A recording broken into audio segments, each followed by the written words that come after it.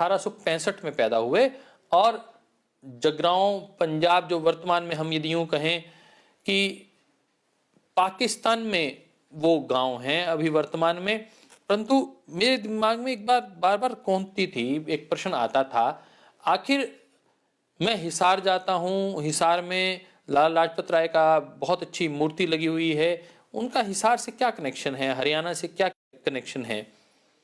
तो ढूंढने में पता चला कि उनकी माता जी का नाम माता गुलाब देवी और उनके पिता का नाम श्री राधा किशन था, और वह श्री राधा किशन जी बहुत ही समर्पित, एक बहुत ही भारतीयता के साथ जीवंत जीवन जीने वाले व्यक्तित्व थे।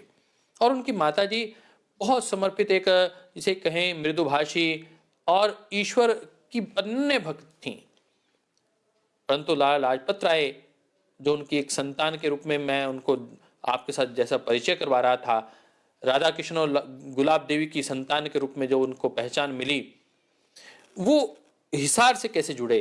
तो कहते हैं उनके पिताजी उर्दू के एक अध्यापक थे और वहाँ वो पंजाब से अपने गांव से उनकी ट्रांसफ़र हो गई रेवाड़ी में।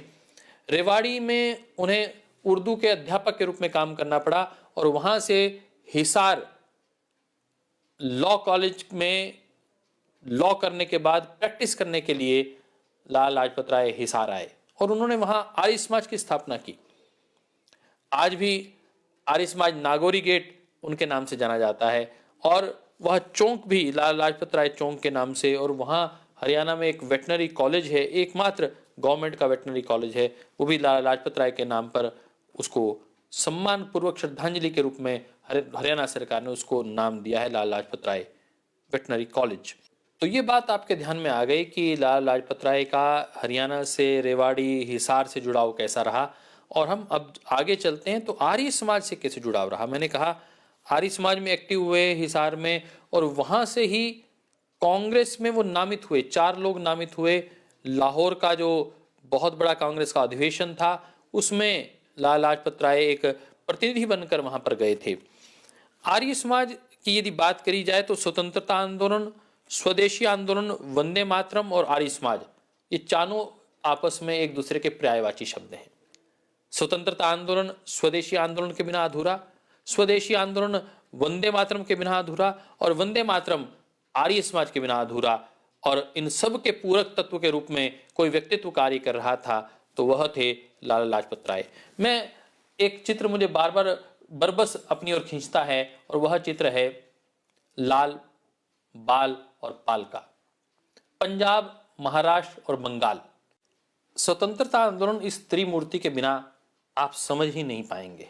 मैं इस दृष्टिकोण से कह रहा हूं कि ये लाला लाजपत राय और ये बाल गंगाधर तिलक और यह बिपिन चंद्र पाल, तीनों ही अपने अपने राज्यों के बहुत ही कर्मठ योद्धा थे जिन्होंने स्वतंत्रता आंदोलन को गति प्रदान की। और ये तीनों क्षेत्र मार्शल कौम के क्षेत्र थे जहां से आंदोलन प्रस्फुटित हुआ, अग्रसरित हुआ।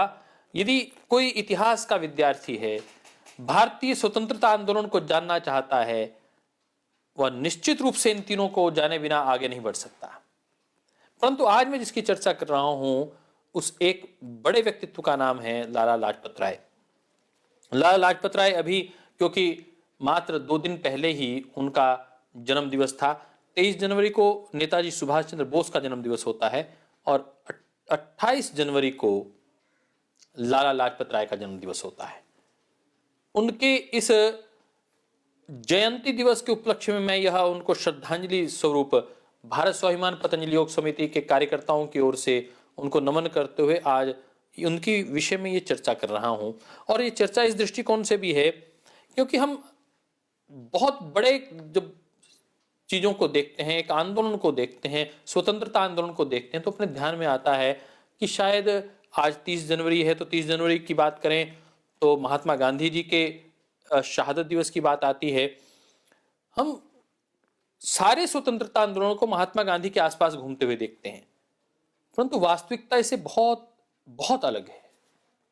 दोस्तों, मित्रों, मैं आज आपके साथ इस बात को साझा कर रहा हूं कि लाला लाजपत राय, बिपिन चंद्र पाल और ये बाल गंगाधर तिलक, ये आंदोलन के मूल नेता थे।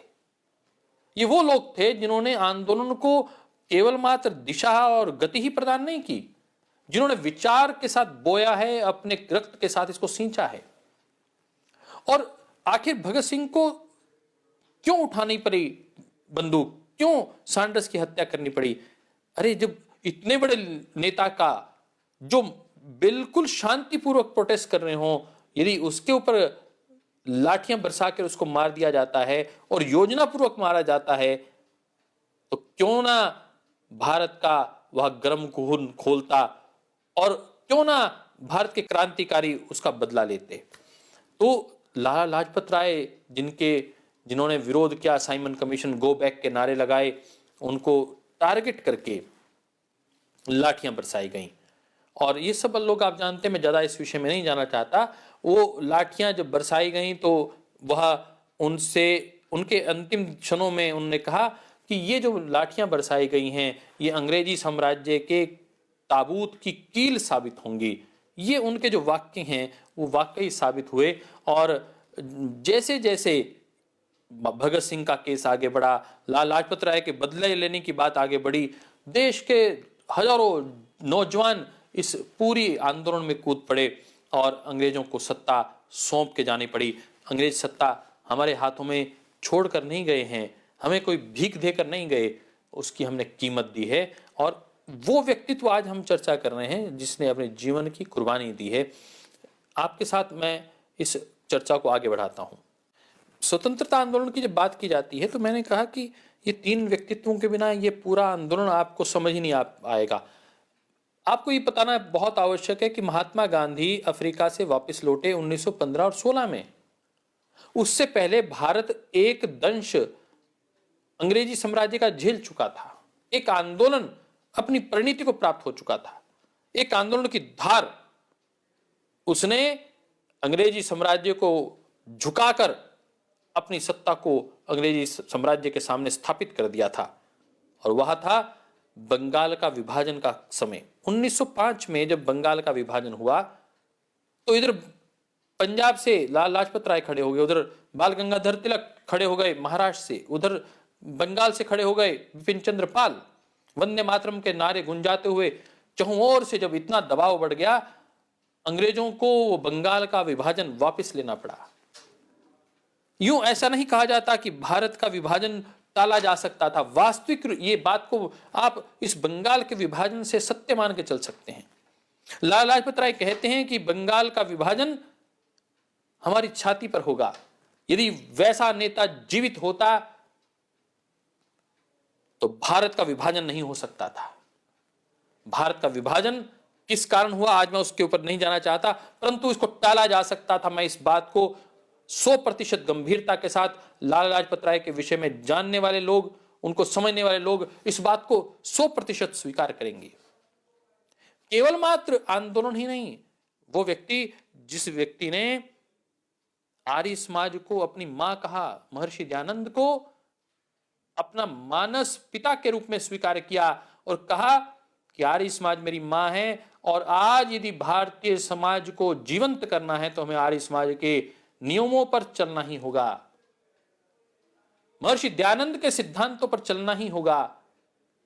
ऐसी दृढ़ निश्चय करने वाले लाला लाजपत राय, जिन्होंने कितने ही युवाओं को इस राष्ट्रीय आंदोलन में नेतृत्व प्रदान किया और उनका मानस बनाने में महत्वपूर्ण योगदान दिया, मैं ऐसे लाला लाजपत राय को नमन करता हूं। क्योंकि भगत सिंह को हम जानते हैं, चंद्रशेखर आजाद को जानते हैं, हम थापर को जानते हैं, सुखदेव को जानते हैं, परंतु उसके पीछे जो विचार था वो विचार था लाला लाजपत राय का।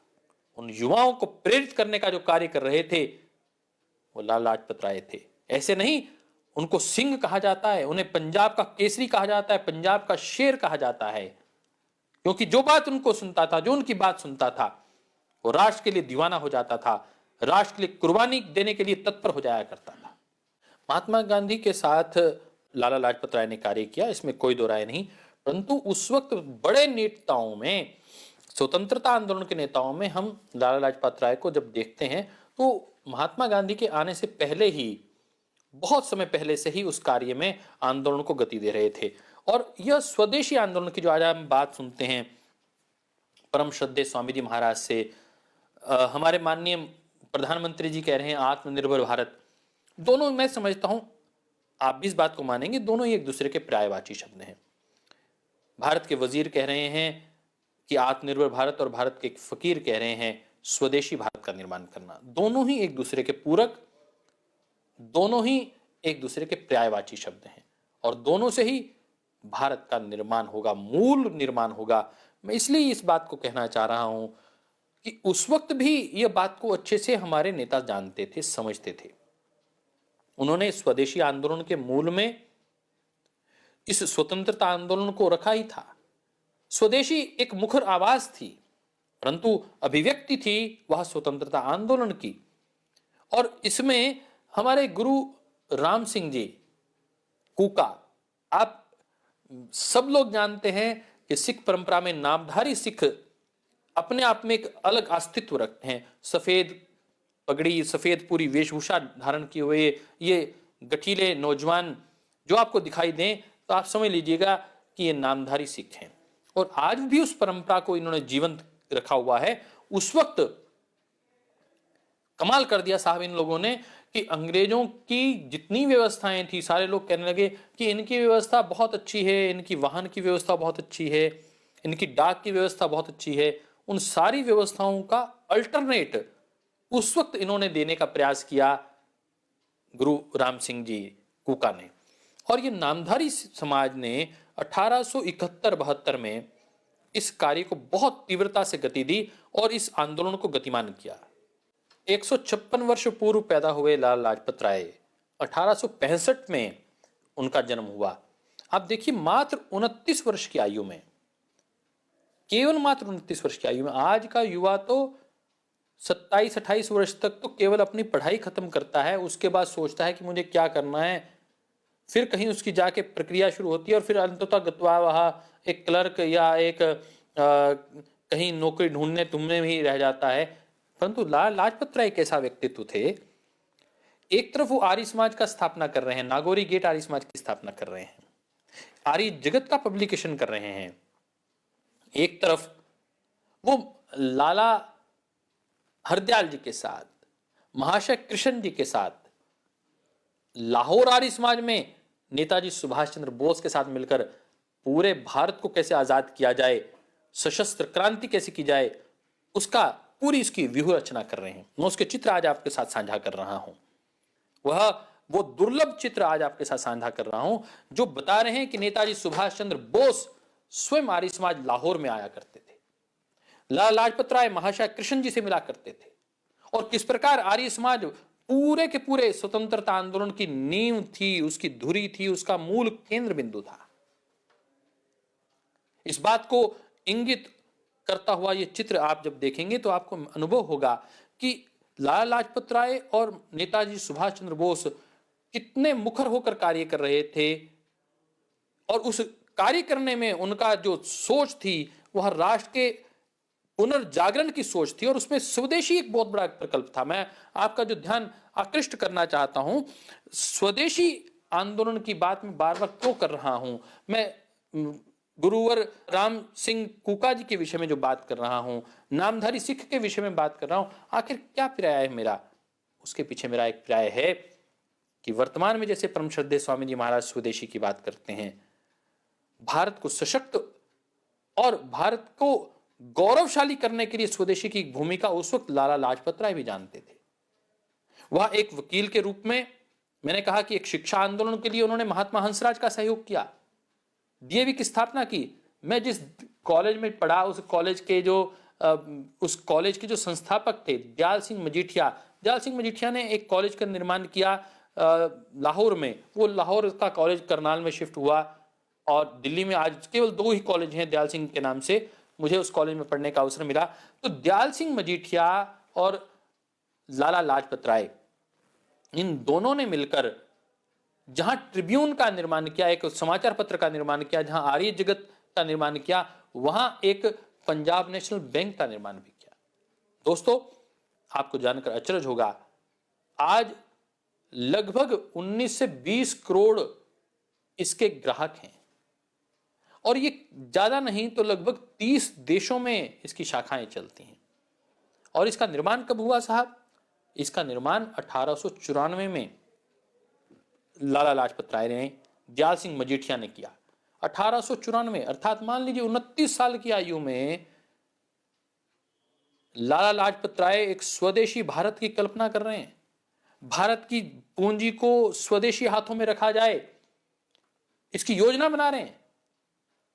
आज भारत के चुनिंदा बैंकों में आप पंजाब नेशनल बैंक का नाम सुनते हैं। यदि आप इसके मूल में जाएंगे, इसके संस्थापकों के मूल में जाएंगे, तो आप पाएंगे कि पहला नाम आएगा लाला लाजपत राय का, दूसरा बड़ा नाम आएगा वो है दयाल सिंह मजीठिया जी का।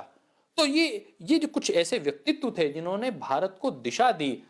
और कोई भी आंदोलन आर्थिक साम्राज्यवाद से लड़े बिना नहीं आगे बढ़ सकता, इस बात को अपने को समझना होगा। और ये साम्राज्यवाद की जो लड़ाई है, सारे के सारे जितने संसाधन हैं उनका दोहन करने वाला ये जो पूरा तत्व है, उसका नाम है साम्राज्यवाद। अंग्रेजी साम्राज्यवाद की क्यों बात की जाती है, ब्रिटिश साम्राज्यवाद की बात क्यों की जाती है? केवल मात्र भारत की भौगोलिक गुलामी का कारक नहीं थे, उन्होंने भारत के जितने भी प्राकृतिक संसाधन थे उनका दोहन किया, जितने आर्थिक संसाधन थे उनका दोहन किया, हमें मानसिक रूप से गुलाम बनाया। इस सब के खिलाफ जो लड़ाई उठी वह था शिक्षा आंदोलन, जो महात्मा हंसराज के नेतृत्व में, जिसको पीछे से बल दिया लाला लाजपत राय ने डीएवी संस्थानों के माध्यम से। इधर से दयाल सिंह कॉलेज के एक कड़ी को खड़ा कर दिया, इधर से ट्रिब्यून को खड़ा कर दिया, इधर से आर्य जगत नामक पत्रिका को खड़ा कर दिया। और हर समाचार पत्र में, ट्रिब्यून में, आर्य जगत में लाला लाजपत राय के जो लेख हैं वो सब पढ़ा करते थे, उनसे नेतृत्व लिया करते थे, उनसे दिशा लेकर राष्ट्र आगे बढ़ा करता था।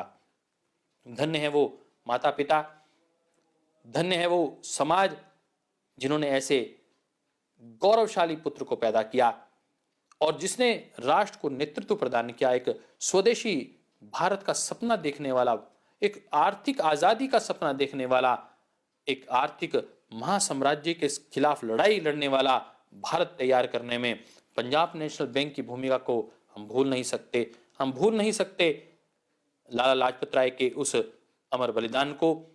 आपको जानकर आश्चर्य होगा, 1917 से 1919 तक लाला लाजपत राय 3 वर्ष तक अमेरिका में रहे। उसके बाद आकर उन्होंने कांग्रेस को संबल प्रदान किया। 1921 से लेकर 1923 तक वो एमएलए चुने गए और अपनी सारी प्रैक्टिस छोड़कर, वो बहुत अच्छे एडवोकेट थे, बैरिस्टर बन गए, परंतु उसके बावजूद वो सब कुछ हिसार छोड़कर और हिसार से लाहौर आ गए। वहां भगत सिंह के परिवार से जुड़े, लाला किशन सिंह के साथ जुड़े, सरदार किशन सिंह के साथ जुड़कर लाला जी ने उनके बेटे को दिशा देनी शुरू की। उनके परिवार का कहते हैं कि भगत सिंह का जो जनेऊ संस्कार हुआ, यज्ञोपवीत संस्कार आर्य समाज के दृष्टिकोण से हुआ, उसकी मूल में भी यदि कोई व्यक्ति था तो वह लाला लाजपत राय थे। इतने बड़े व्यक्तित्व के धनी जिन्होंने भगत सिंह का निर्माण किया, भगत सिंह की विचारधारा को दिशा प्रदान की, हम उनको नमन करते हैं।